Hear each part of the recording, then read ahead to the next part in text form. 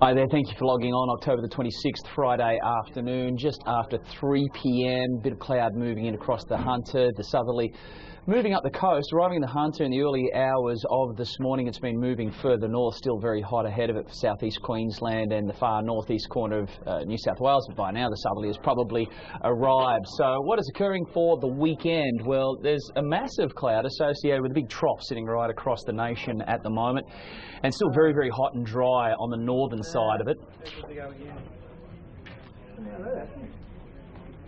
It was focused. I got there, it wasn't focused. I look better when it's out of focus, mate.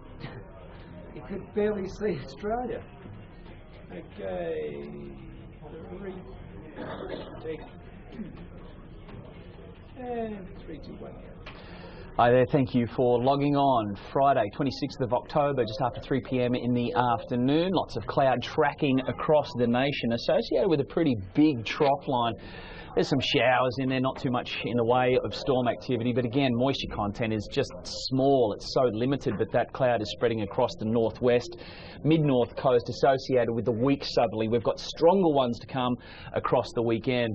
There is Saturday's synoptic chart. There's the trough line getting pushed into the northeast corner of the nation. So a couple of showers, mostly around the far northeast corner of New South Wales and southeast Queensland. Might see a little bit of storm activity, but the risk of storms is moving more so north into Queensland. So there's the localised shower activity. There's the trough line moving up. Another front coming up the coast. Now, as this secondary front arrives during your Saturday, winds are going to build. They're going to become quite strong and gusty, and it'll probably trigger some shower activity.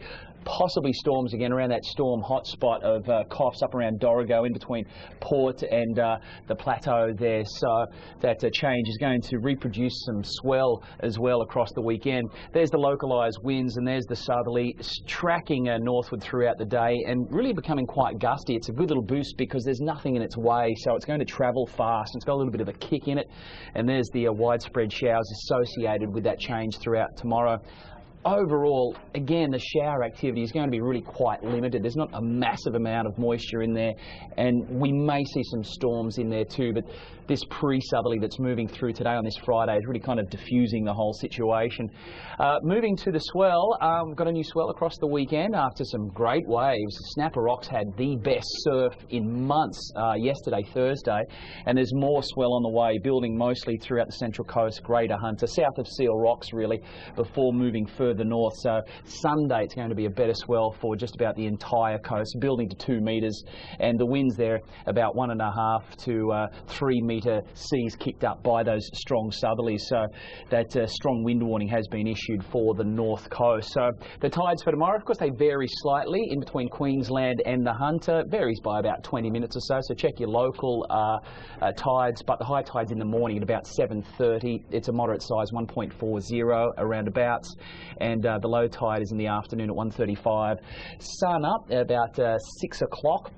But it's up much earlier in Queensland, of course, up just before 5. And looking at the forecast ahead, showers limited, mostly fine for Tamworth, Newcastle and Gosford. There's not much in it, but further north, Gold Coast, Lismore, Coffs, you'll probably see a little bit more shower activity across the weekend. So boating, not recommended, nor rock fishing. Surfers, southern protected corners, definitely the pick across the weekend. Sadly, not much rain across the northwest at all, but we'll check in again next week. Thanks for logging on.